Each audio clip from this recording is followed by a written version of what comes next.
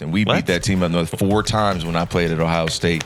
So 4 sets of gold pants. We are 45 seconds in. Yeah, and I'm going in. I'm here for it. I love the vibe. Absolutely.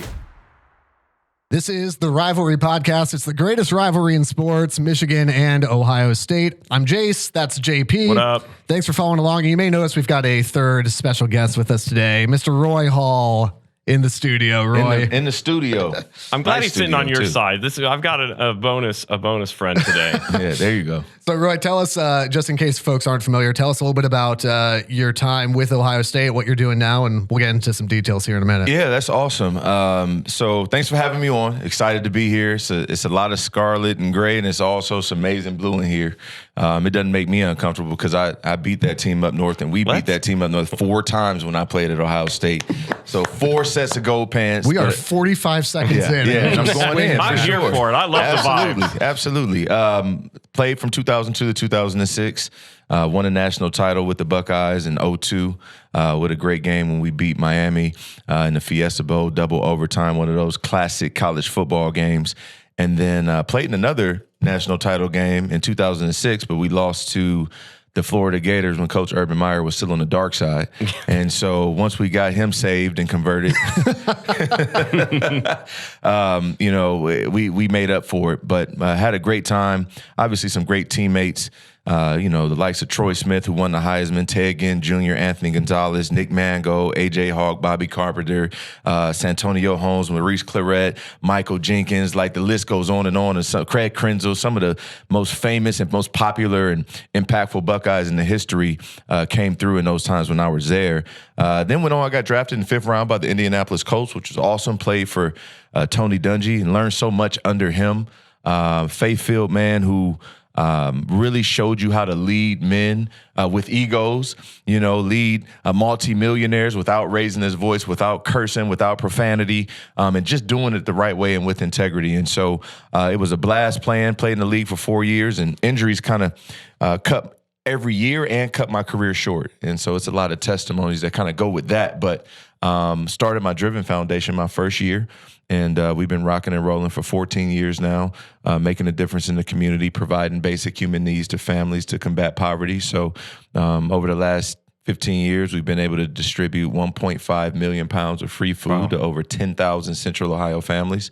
And so every December, when everyone goes on break, people forget that a lot of these kids and students that we work with, they're on free lunches. And so that 10 days or 11 days that they're off of school during winter break, we position our food outreach in that gap so that we can make sure those kids still eat and those families still eat. So it's awesome. And that's just what I've been doing, serving through the Driven Foundation. And then also I travel around the country speaking and doing motivational speaking and things. And it's been awesome to be able to get into the corporate space and really motivate and push people to be the best versions of themselves and the best leaders that they can be. And, it's kind of like coach talk, motivational speeches, pregame speeches, get them fired up, but also to present some perspective on life itself. So it's been awesome. Everything that I do is about making a difference and leaving my mark on people and through my serving and through working and speaking. It's been absolutely awesome. A dream come true would be an understatement. And also on the podcast side, president of the Rivers Board as well. Yeah. This is kind of a big deal around here too. There's that piece. Before we dive more into the football side of this, because I think this is really important. You're obviously so passionate about your organization with Driven. Sure. Tell me a little bit about why that became such a passion for you and how your faith plays into that. And you kind of touched on that a little bit already. Sure. No, you're absolutely right. It really, the basis of the Driven Foundation is understanding how to use your platform for a purpose. And so all of us have our respective jobs or things that we do to make a living. And whether you're an NFL player or you have an awesome podcast or you work in a ministry or you're a dentist or a teacher or a principal or whatever it may be, there's that label of what we do, but then there's who we are. And who we are men and women of God who want to use what we have to help other people. Everything that we have or acquire or build up to is, yes, for us, but it's also to be able to help God's people. And so through Driven, how it got started was just like understanding what it's like to not have anything. I grew up in a single-parent household. My mom raised my sister and I alone. and my dad had some challenges with substance abuse. And so domestic violence looked a lot different in 89, 90, and 91, where a lot of people weren't necessarily, I don't want to say they weren't caring, it just wasn't as imperative to get families and people out of terrible situations. And so I grew up in a lot of trauma. And so once my mom and dad divorced, my mom was on her own. And so I was a part of a family that needed those organizations like Driven, who were giving away free food and giving away free childcare. We had moments where the refrigerator was empty. Eviction notices come in every color in this room. And so when you feel the pressure of about to be kicked out of your house, when mom doesn't have transportation, we can't afford a car, mom's not eating, we're not eating, those are things that you never forget. And so I knew once I got a little bit older and once I was blessed with a position like playing in the NFL, there was no doubt in my mind that I was going to try and leverage that to be able to make a difference. Coach Tressel sowed those seeds as well by having us out in the community on a day-to-day basis, so to speak, a lot, especially for the young guys that weren't playing a lot early on. Visiting James Cancer Hospital, visiting local elementary schools, you see when the scarlet and gray shows up, how it can infuse life into an individual. And you're like, man, that's powerful. And that gift is not necessarily for me solely. That gift is to be able to share, and you do it through serving. And so that's kind of where Driven was started, just understanding what it's like to not have anything, but then making sure I leverage my platform, resources, connections to make sure the people that I'm around now have everything that they need. It's amazing how, and this sounds very cliche, but it's amazing how God takes your particular story and turns some of that pain into your passion and purpose. Like Absolutely. It's not a comfortable thing when you're going through it. There's a lot of, God, why in the world is this going on with me right now? But to be able to look back and go, you know what, though, that prepared me for what God had for me is an amazing thing. That's always the case. That's why I don't believe in bad days. There are good days and there are hard days, right? And on those hard days or on those tough days, that's when your character is being molded and built for what's to come later. And all the things that we went through as a family have now positioned me to be, number one, empathetic, but also understand that making it to the NFL or being a Buckeye is more than just cheers and touchdowns. It's more than just catching a pass from Peyton Manning. I didn't, by the way. He didn't throw the ball. He didn't throw the ball. Just insert that in. He didn't throw. Marvin Harrison got 120 balls one year, but I got 0. But it is, he's a Hall of Famer for a reason.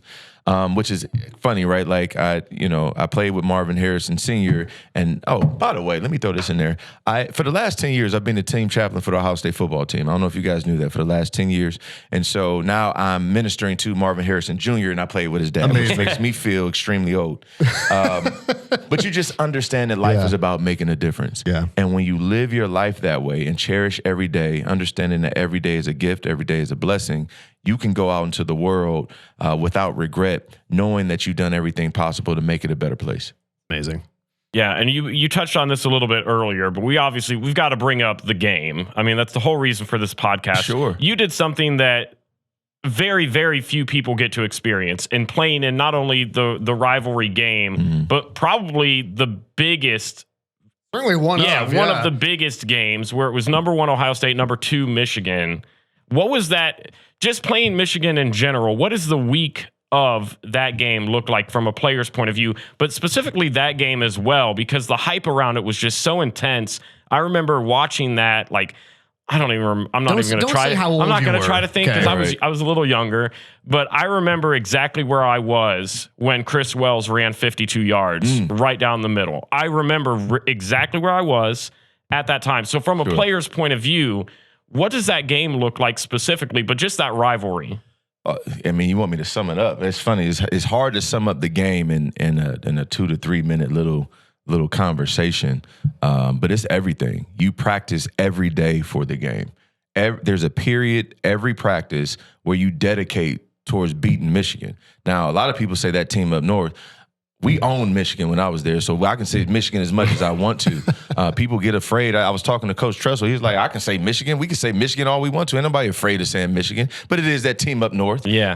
But at the end of the day, you prepare to beat that team. You know, it's like playing against yourself. I mean, they train just like we train. Matter of fact, that's how we got the gold pants tradition where Francis Smith said they put on their pants one leg at a time just like we do. And so we went on to beat them and destroy them for the next 5 years straight or whatever it was.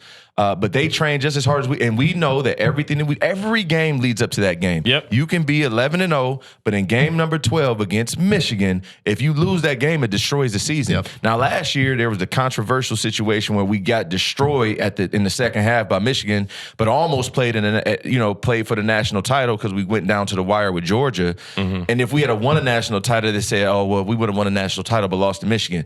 It would have been a great victory to be the national champions, but Michigan would have been saying you couldn't beat us. There's still that taste in your mouth absolutely. of we still have some unfinished business even with the national title. It would have been incomplete, but that game means everything. You solidify your legacy as a Buckeye in that game. All eyes are on that game. It's the biggest rivalry in sports, not just college football. And literally, you come to Ohio State to play in that game, and there's a hatred. Everybody has a story of why they started hating Michigan or why they started hating Ohio State from the other side. You have your countdown clock, but that week is intense. That week is also a week where you got to have your focus at an all-time high. I mean, you're cutting off everybody that you love. And I'm not talking to your mom, not talking to your dad, not talking to your girlfriend, not talking to anybody. You're not even looking at Brutus. You're not doing anything. Everything is about beating that team up north, and so it was a blessing to be able to play in that game. That particular game, you score a touchdown in it. I mean, it's just phenomenal. Just phenomenal. Like, does that when you think about, and this is such a hard question, when you think about, hey, some of my favorite memories playing for Ohio State, I've got to believe that game's up in there. Yeah. What other games or what other scenarios would you throw in there as, hey, these were just really special moments? Yeah, I think the number one game on the list has to be number 1 versus number 2, Michigan, Ohio State in 06, specifically because it was my last game in the shoe. It was senior day. My mom was on the field. And so if you go back to the story I told about my mom, and just, you go through so much for 10, 12 years, 14 years of trying to get to that point. And here I am at 21, 22 playing in the shoe, and my mom's on the field with me, and I can hand her a rose. That meant a lot to me, just to kind of work through that, being a graduate now of Ohio State. That was awesome. Game number 2 was probably the national title game. Now, I redshirted that year, so we're on the field, and we're dressed up and everything and in our uniform, but I didn't get on the field. But understanding what it took to win that football game, it took all 120 guys on the team. And so the Mike Dosses of the world and Craig Krenzel and Reese Claret, like all those guys, Donnie Nicky, those guys that were on the field making plays, were making plays that day. But in practice leading up to that and all season, those guys on the scout team, me included, we were getting those guys ready. It taught me a lesson about the value of every single person under the roof of the building, right? Everyone has value. And when one person doesn't do their job, other people can't do theirs. And so while some people may think, well, you weren't All-American or you didn't play or you didn't start in that particular national title game, I got a ring just like everyone else. And it wasn't just because I was in the room. It's because I contributed, but my contributions may have been behind the scene. From a biblical perspective, we see it all the time where you get people who are infamous for not being famous. Right? This was somebody that we didn't know. This person didn't have a name. This person let Jesus stay at his house, and we don't even know who that person is. But in this particular case, I found that the value is not in just being out in front. Like, real leadership is not being out in front. It's actually doing what you need to do to make sure the people who are in front can get their job done better.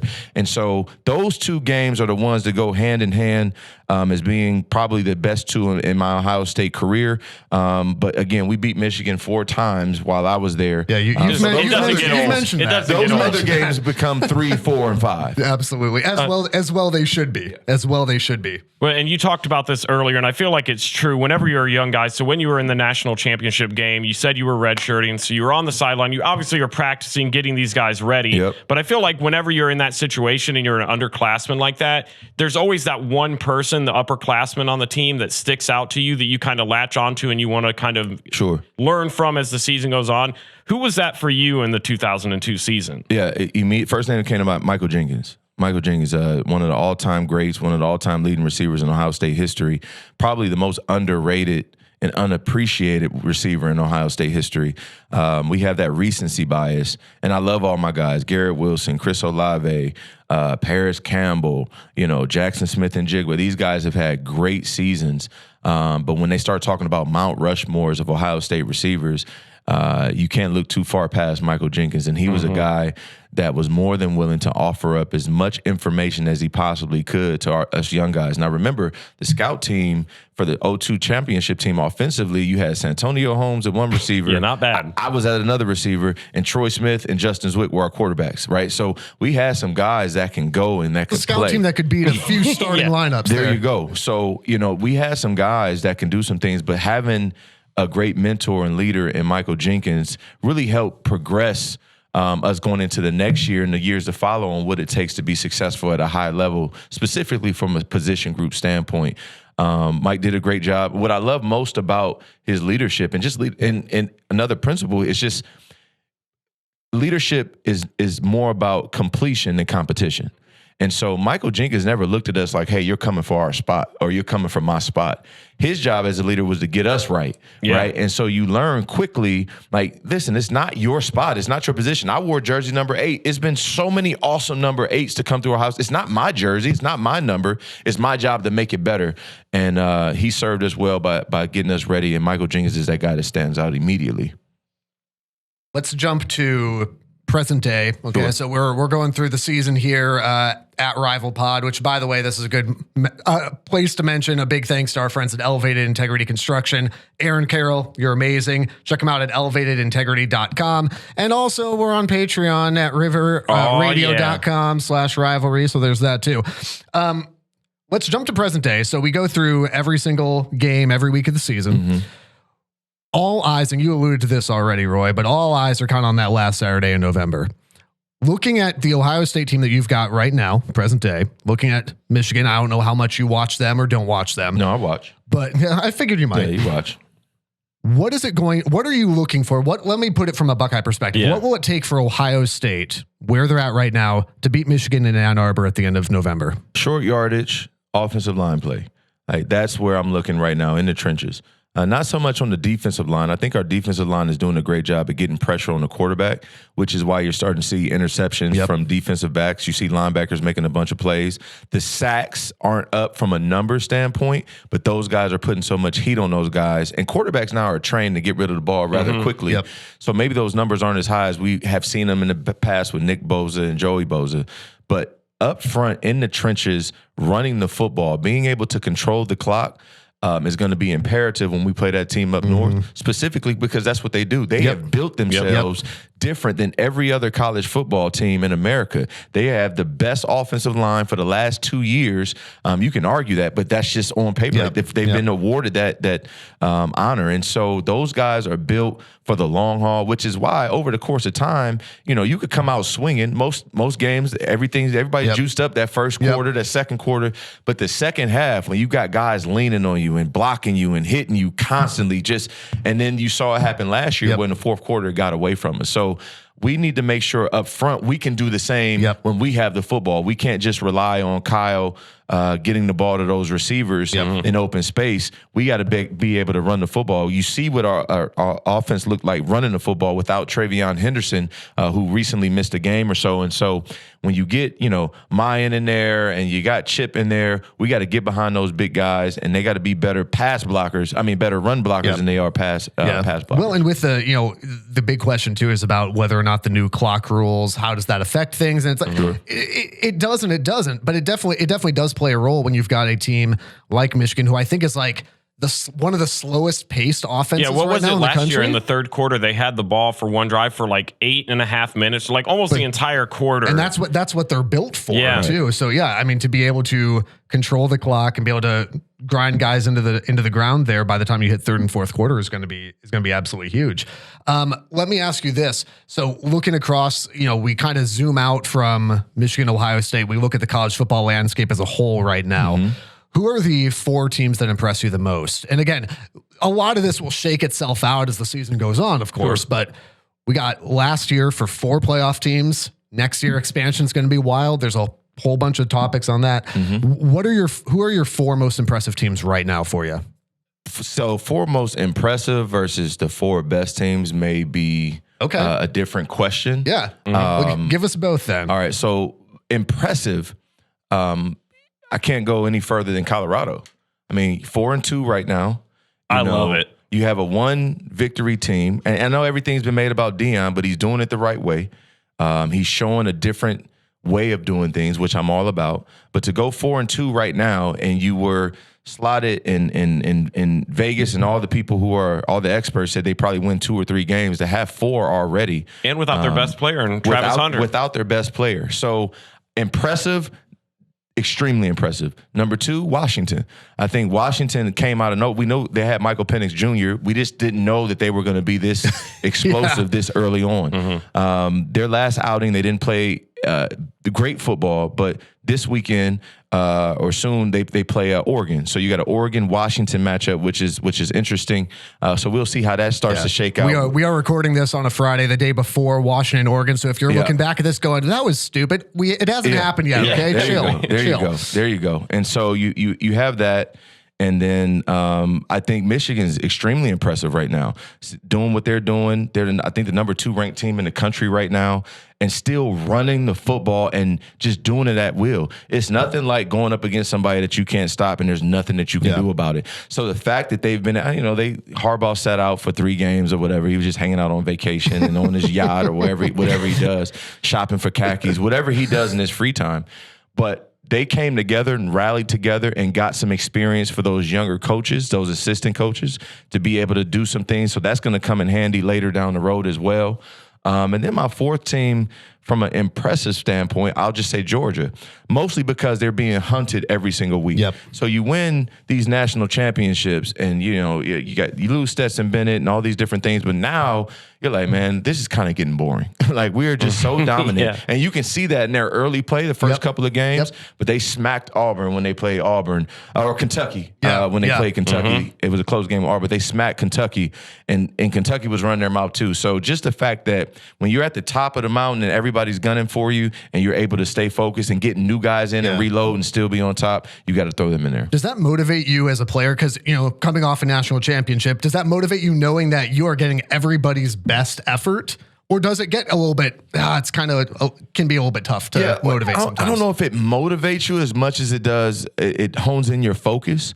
You don't have any wiggle room to just be average. Everybody's giving you their best shot. So you got to be on every single game. You just can't say, hey, we're lining up against Missouri, we can beat them, because those guys, if they beat you, it can make their entire season. And you don't want to be those guys on SportsCenter late at night when you're the guy getting beat for the game-winning touchdown, and you're looking at the playoffs outside the bubble all of a sudden, man, what if we had done this? Because one loss could keep you out depending on who it's against.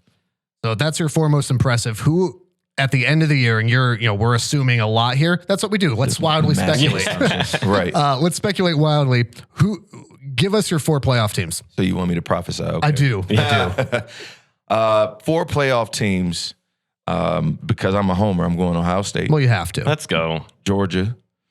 If I had to pull a team right now out of the Pac-12, that's tough. Based on their play. And based on, I would probably say Oregon. Like that pick. And then, because I like USC's offense, but their defense is terrible. It's terrible. Yeah. So you're looking at Oregon or Washington. And then probably that Oklahoma, because they're hot right now. So it's hard to say. You beat Texas, so now they're the team. Yeah. Coming in 5 as a tricky, potentially can get in, is Alabama, because right now everybody wrote them off. Everybody wrote off Alabama. They lost to Texas, and they're having some quarterback issues. But what you see them is starting to get extremely fundamental and basic in their offense, and going back to power football. Their quarterback is mobile. He's throwing the football better. So now Alabama's creeping up as well. So if they end up obviously playing in the SEC title game and win that game, they'll be in. Yeah. Well, and you've also got the potential of seeing Oklahoma, Texas again at the end of the year. And Oklahoma could take themselves right back out of it. And so, and that's the fun of college football. And again, it will be a different type of fun moving forward when you've got the 12-team expansion. Yeah. But for one last rodeo with 4 teams with a national title race, that's probably as wide open as it's been in a very long time. This weekend will decide some stuff, because you've got USC and Notre Dame, you have Oregon and Washington. Some of these things will take care of themselves. So that's the beauty of it too. I do have another question. You talked about this briefly, but it feels like we just have to ask. You talked about all the great Ohio State wide receivers that have come through. Sure. Who's on your Mount Rushmore of Ohio State receivers? So number one, Chris Carter. Like Chris Carter was catching one-handed passes without gloves. I mean, he 1,000-yard receiver. Like, I mean, Chris Carter he's the guy. Yeah. Terry Glenn, the only Biletnikoff winner ever in Ohio State history right now. Now, Marvin Harrison Jr. probably will win that award for best receiver in the country. So you definitely have to put him up there. Third, I would probably say Michael Jenkins. I think right now he still may be first all time in yards for a receiver. And I believe he had 2,000-yard seasons and then one for maybe 750 or 800. And then that fourth spot, it gets a little bit tricky. You know, I would probably have 3 on there. But then, I mean, you got the likes of Joe. Now it's like, what do you want? But I would go, I mean, you got Joey Galloway, right? You got, you know, my teammates, Ted Gendry, you got Santonio Holmes, you got Jackson Smith and Jibba, who caught 1,600 yards in the season, 300 in the game. Who knows where he'd be if he played a senior year. You know, Garrett Wilson, who was awesome, Chris Olave, who's the all-time leader in touchdown receptions. But I'm going with David Boston. Man, I'm going with David Boston, who never gets any love for whatever reason. 1,400 plus receiving. He had the record for receiving yards in the season up until Jackson broke it. So I'm going with David Boston, Chris Carter, Terry Glenn, and Michael Jenkins. And so, you know, people can argue Michael Jenkins, but I mean, the consistency, the big catches, you know, 6'5", 215 pounds, first round draft pick. I mean, what more do you want from a guy? National champion. So I'm throwing him in there for sure. I dare you to argue that with Roy face to face. That's my challenge to you. Roy, we appreciate your time. Tell us where we can find out more about Driven Foundation. Show them a little bit of love. Yeah, for all you guys who are listening, awesome listeners, you can go to staydriven.org, staydriven.org to find out how you can support and see what we're doing, the mission of the Driven Foundation. And then personally, if you would love to have me come out and maybe speak to your company or speak to your team or speak to your students, you can go to royhalljr.com. That's royhalljr.com. So you got staydriven.org and royhalljr.com. Both are opportunities to figure out a way to make your people better and to make a difference in the community. The Rivalry is a production of River Radio Ministries. Want live updates from the show? Follow us on Twitter, Instagram, and YouTube at RivalPod. Visit our Patreon and consider becoming a patron for exclusive bonus content, merch, and more. And be sure to follow us wherever you're listening now for new episodes every Tuesday. And if you like what you're hearing, tell a friend so they can listen too.